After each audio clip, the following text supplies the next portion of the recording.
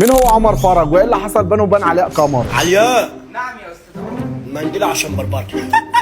وازاي اتحول من شاب مريض لاشهر واحد على السوشيال ميديا؟ بجد والنبي يا ابو نواف احنا اصحاب بلدنا. في ناس بتتولد والحياه بتضحك لها وناس تانية الحياه بتديهم فوق دماغهم من اول يوم. عمر فرج طبعا من النوع التاني اللي الحياه بتديهم فوق دماغهم من اول يوم، بس الغريب ان هو طلع اقوى منهم كلهم. يلا نحكي لكم الحكايه من الاول. مين هو عمر فرج؟ عمر فرج شاب مصري من منطقه في امبابه في الجيزه، عنده مرض نادر اسمه العظم الزجاجي، وده طبعا بيخلي عظمه ضعيف جدا وايده او رجله ممكن تتكسر في اقل خبطه. اتولد بيه وعاش عمره كله بيواجه التعب، لكن الجميل في الموضوع ان هو ما استسلمش، ما فضلش زي اي حد معاق وفضل نايم في البيت وخلاص. طبعا كمل تعليمه بالعافيه، لكن للاسف بيتكسر كتير. انت عارف يا عمر انك حبيبي وهتزعل، لدرجه ان هو امتحن الثانويه العامه في البيت عشان ايده كانت مكسوره، ومع كل ده كان بيضحك وكان بيصور لايفات وكان بيحب الحياه. تعال اقول لك جانب من شهرته على التيك توك، بدا ينزل فيديوهات على التيك توك بخفه دمه ورقصه وتمثيله وتقليد الاصوات. الناس حبته لانه حقيقي، كلامه زي العسل وحركاته بتضحك. عمر ما شاء الله بقى عنده الالاف من المتابعين، كل فيديو ما شاء الله له بينتشر بسرعه، حتى لما الناس بدات تتنمر عليه.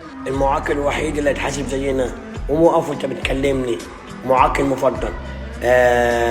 كلمه بقت تتقال كتير قوي جدا، فانا مش زعلان منكم، انا زعلان والله العظيم عليكم من ربنا سبحانه وتعالى. اول حاجه دي مش خلقتي، دي خلقه ربنا.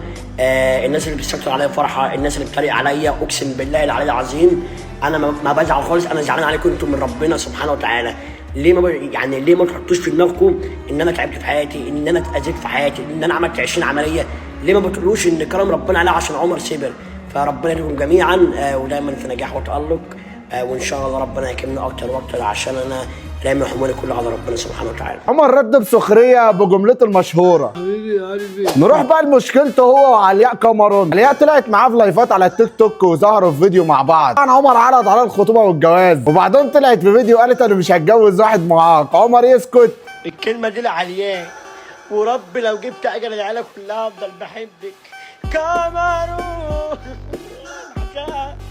ما يخرب بيت عينيها القمر. الفيديوهات طبعا اتقلبت ترند. حبيبتي وعمري وامرتي يا بكره اللي مدد لايدي. والناس كلها اتكلمت عن كرامته وقوته قدام التنمر. عمر عمره ما بيتكسر من التنمر. عمر مش بس بيضحكنا، عمر بيفكرنا ان المرض مش النهايه، وان الضحك اقوى من اي الم، ان الكرسي المتحرك مش بيقلل من انسان، لا بالعكس ممكن يكون سبب في شهرتك او محبه الناس وتقديرهم ليك. في النهايه لو وصلت لحد هنا لازم تسال نفسك سؤال، لو بتستسلم بسرعه. شوف عمر اتولد معاق وبقى الترند رقم 1 في مصر، فكر